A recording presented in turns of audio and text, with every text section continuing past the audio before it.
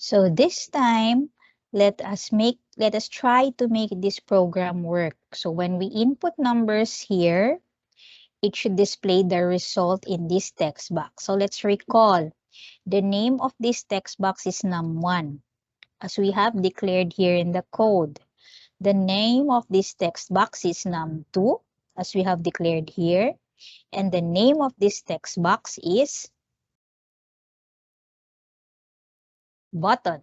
answer, this one. Okay, this is the name of the text box, of this text box. And then uh, the name of this whole form is addition. So remember that, because we're going to use that once we start uh, making the code for this program to add. So where do we declare the code? Actually, anywhere inside the body, or if you want outside the body. So let's just make it outside the body. So this is where function comes in. Okay.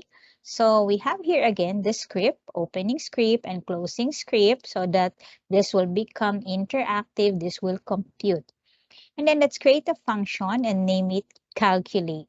So when calculate is called, this will perform the statements here, which is to get number from these two text boxes and then display the result in this text box when this button is clicked.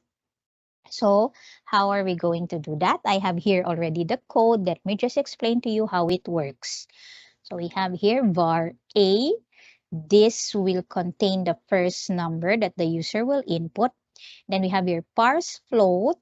We have here, always you should append these words, document on the first word and then value as the last word.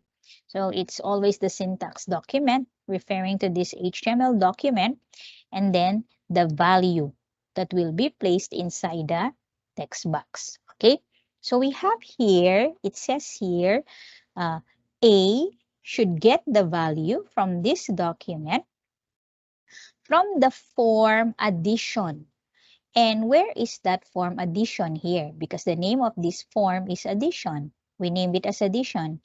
And then we have here num1 text box. So what does that mean?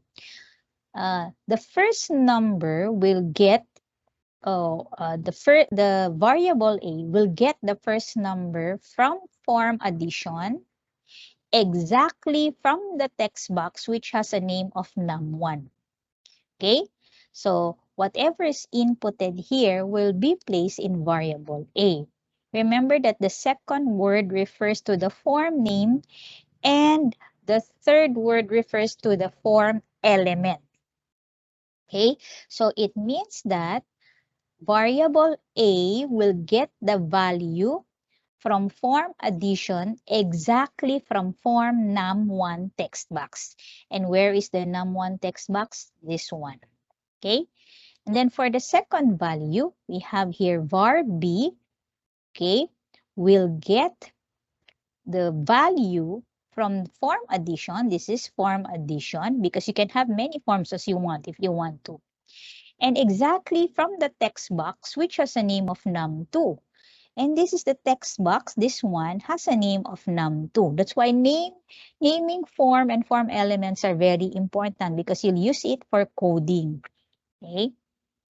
So again, variable b will get the value from form addition, which is this form, exactly from the text box which has a name of num2. Okay, so the two numbers are already have a code for getting the two numbers. Okay, so we're not using any more prompt, but we're using the text box. And then we're going to compute var total equals a plus b. So whatever the value of a and b will be added and will be placed in variable total.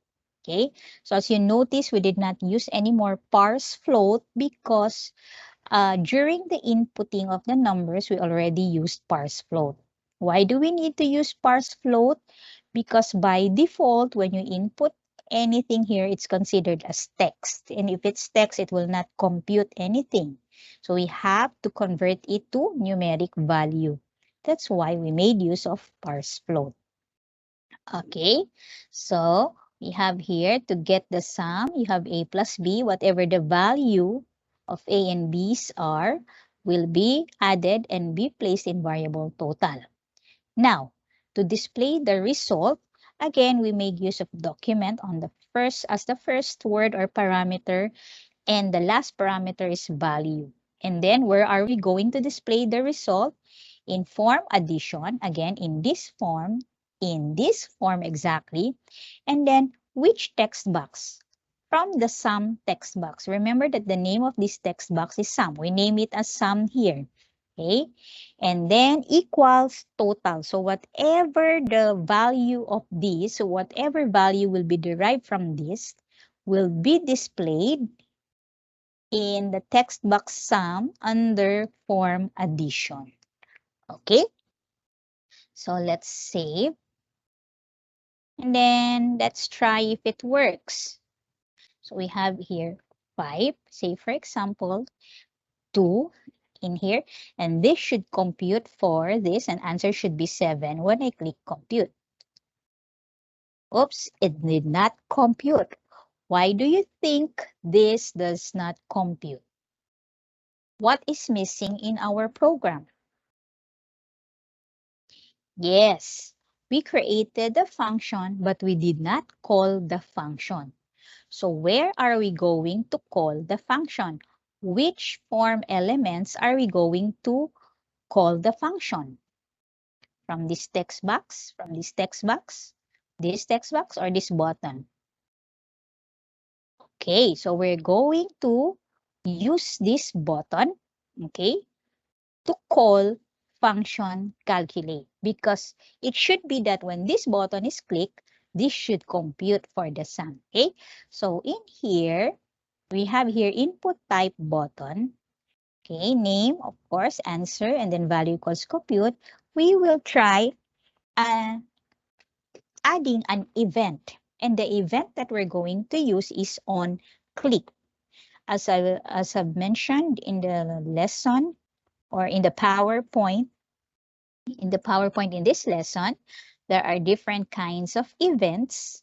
Okay, you have on click, on double click, on key press, on mouse down, on mouse over, and there are lots. So what we're going to use is on click. So how are we going to type it?